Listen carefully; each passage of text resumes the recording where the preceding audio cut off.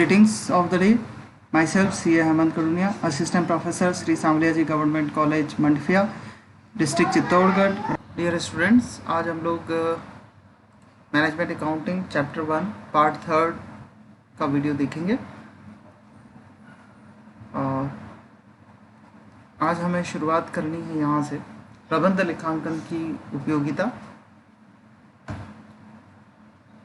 प्रबंध लेखांकन होने से, बहुत अच्छे से करने से प्रबंधकों को निम्न लाभ मिलेंगे. उनकी कार्यकुशलता बढ़ेगी, उनका नियोजन और अधिक अच्छा हो पाएगा, निष्पादन मूल्यांकन अच्छे से होगा, बेहतर नियंत्रण होगा, बेहतर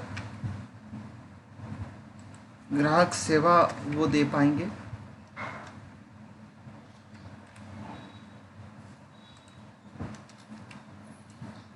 संपत्ति अधिकतम हो पाएगी.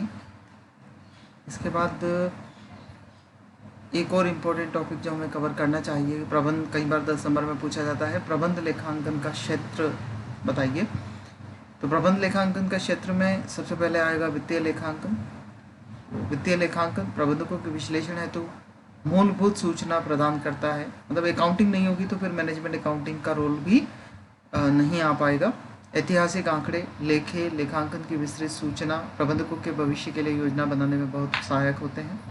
प्रबंध लेखांकन भविष्य की ओर देखता है, परंतु भविष्य की प्रवृत्तियां तथा झुकाव सर्वदा भूतकाल पर ही आधारित होती हैं. इसलिए वित्तीय लेखांकन की आवश्यकता रहती है. अगला इसका क्षेत्र है लागत लेखांकन. प्रबंधकीय लेखांकन प्रविधियां मुख्यतः लागत लेखांकन की प्रविधियां हैं.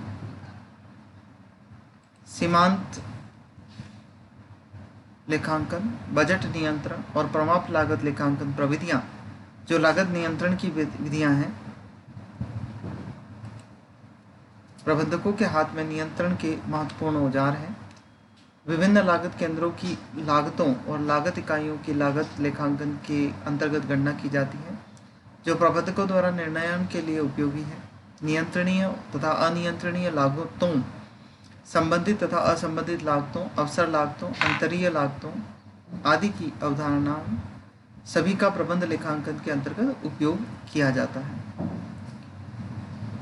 पूर्वानुमान तथा बजट, व्यापार के कार्यकलापों की योजना बनाने के लिए पूर्वानुमान लगाना तथा बजट बनाना बहुत महत्वपूर्ण है.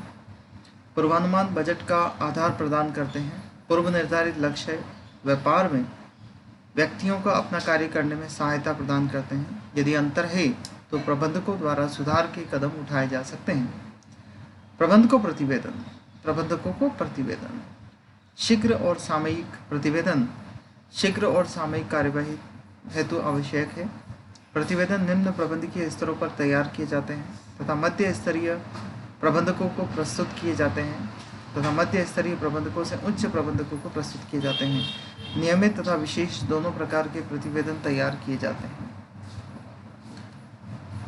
प्रबंध लेखांकन के अगले क्षेत्र में अगला बिंदु है सांख्यिकीय औजार. सांख्यिकीय तकनीक लेखांकन सूचनाओं को अधिक अर्थपूर्ण बनाने हेतु प्रयोग में लाए जा सकते हैं. रेखा चित्र, चार्ट, चित्र, सारणियां, खाते आदि तैयार किए जा सकते हैं. वित्तीय विश्लेषण तथा निर्वचन अगला क्षेत्र का बिंदु है. वित्तीय विवरणों के विश्लेषण द्वारा व्यवसाय की लाभदायकता, शोधन क्षमता तथा तरलता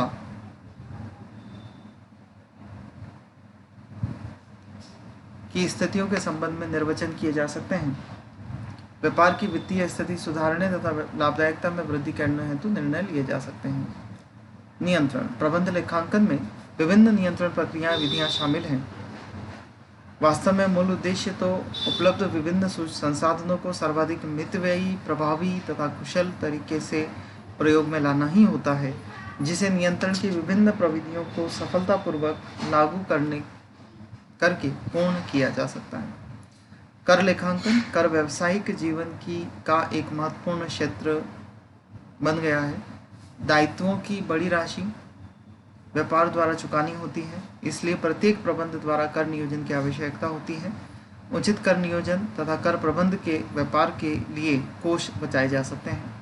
आंतरिक अंकेक्षण आजकल आंतरिक अंकेक्षण इतना महत्वपूर्ण हो गया है कि प्रबंधक उत्तरदायित्व निर्धारित करने के लिए तथा व्यक्तियों के विरुद्ध कार्यवाही करने के लिए इस पर बहुत सीमा तक निर्भर करते हैं। यह पद्धति निष्पादन मूल्यांकन हेतु आधार के रूप में प्रयोग में लाई जाती है। कार्यालय सेवाएं।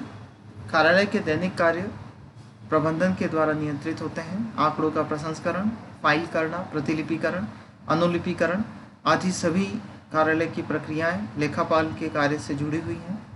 वैकल्पिक कार्यालय प्रक्रियाएं तथा लेखांकन पद्धति की उपयोगिता का मूल्यांकन किया जा सकता है तथा प्रबंध लेखापाल को इस संबंध में प्रतिवेदन दिया जा सकता है। तो ये थे प्रबंध लेखांकन के क्षेत्र। अब आते हैं हम लोग प्रबंध लेखांकन की सीमाओं पर। प्रबंध लेखांकन तुलनात्मक रूप से नया शास्त्र है। वित्तीय लेखांकन काफी पुराना है। वृहद उपयोग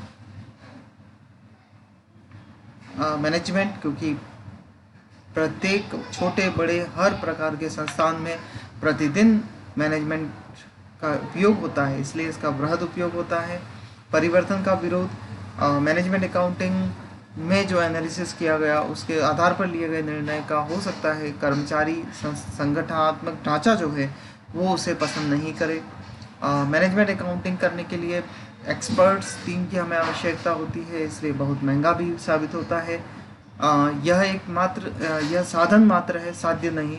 यह हम कई बार वीडियो में भी बात कर चुके हैं कि मैनेजमेंट अकाउंटिंग की टेक्निक्स केवल एनालिसिस करके देती हैं, निर्णय लेने का कार्य नहीं करती। सापेक्षता, अपरिपक्वता और निवेश सीमाएं, ये कुछ प्रबंध लेखांकन की सीमाएं हैं। नेक्स्ट वीडियो में हम लोग प्रबंध लेखापाल, मैनेजमेंट अकाउंटेंट के बारे में बात करेंगे। पार्ट 3 में फिलहाल इतना ही।